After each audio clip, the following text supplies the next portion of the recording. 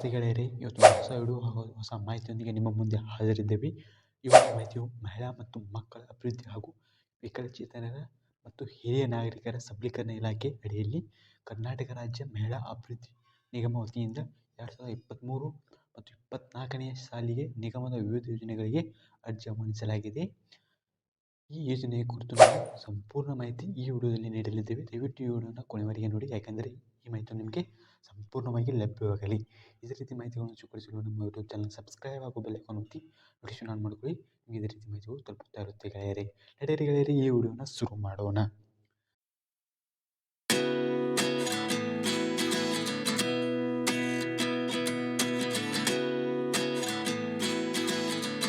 ಇಲ್ಲಿ ಮೊದಲನೇದಾಗಿ ನೋಡೋದಾದರೆ ಉದ್ಯೋಗ ಯೋಜನೆ.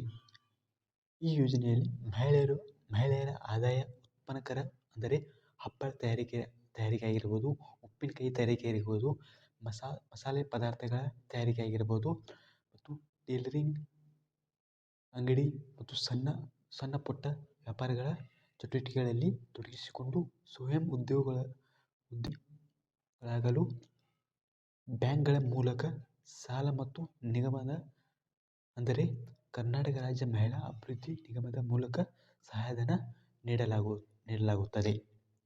ಈ ಯೋಜನೆಯನ್ನು ಪಡೆಯಲು ವಯೋಮಿತಿ 18ರಿಂದ 55 ವರ್ಷಗಳಿಂದ ಈ ಯೋಜನೆಯಲ್ಲಿ ಮಾಡಲಾಗಿದೆ.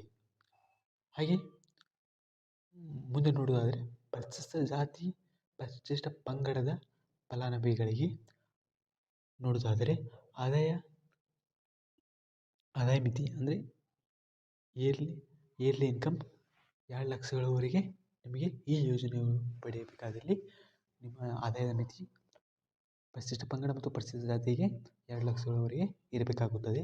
ಹಾಗೂ ಘಟಕ ವೆಚ್ಚ ಕನಿಷ್ಠ ರೂಪಾಯಿ 1 ಲಕ್ಷದಿಂದ ಗರಿಷ್ಠ ರೂಪಾಯಿ 3 ಲಕ್ಷಗಳವರೆಗೆ ಈ ಸಹಾಯಧನ ಶೇಕಡ 50% ಇಲ್ಲಿ ನಿಮಗೆ ಈ ಯೋಜನೆ ಅಡಿಯಲ್ಲಿ ನೀಡಲಾಗುವುದನ್ನು ಕೂಡ ಇಲ್ಲಿ ತಿಳಿಸಲಾಗಿದೆ ಗೆಳೆಯರೇ.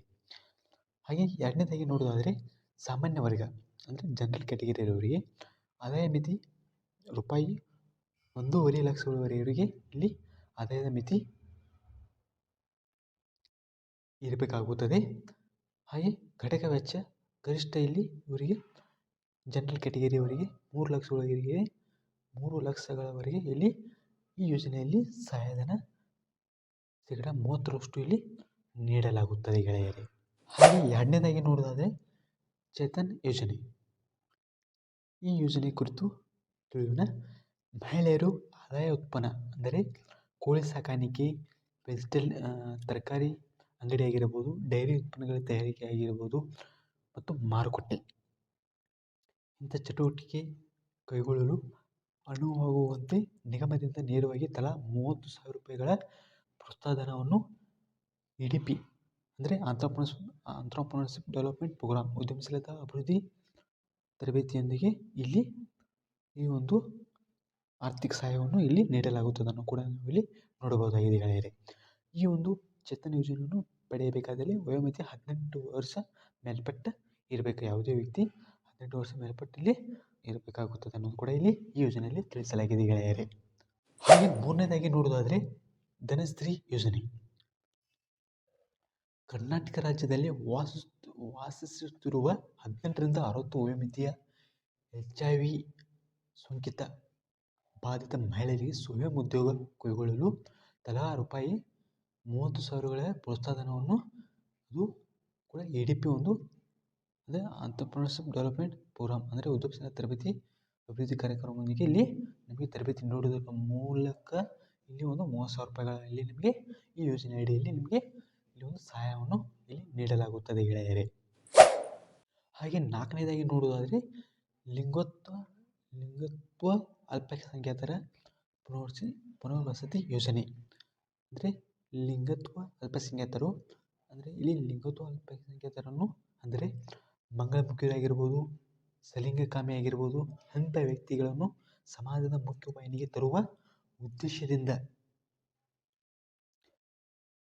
2012 ಮತ್ತು 2013ನೇ ಸಾಲಿನಿಂದ ಈ ಯೋಜನೆಯನ್ನು ಅನುಷ್ಠಾನಗೊಳಿಸಲಾಗಿರುತ್ತದೆ.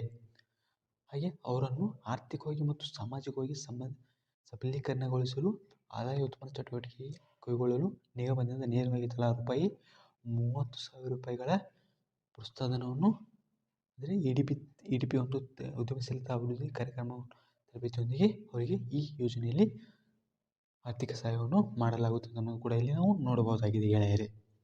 ಹಾಗೆ 5ನೇದಾಗಿ ನೋಡೋದಾದರೆ ಮಾಜಿ ದೇವದಾಸಿ ಮಹಿಳೆಯರು ಪುನರ್ವಸತಿ ಯೋಜನೆ.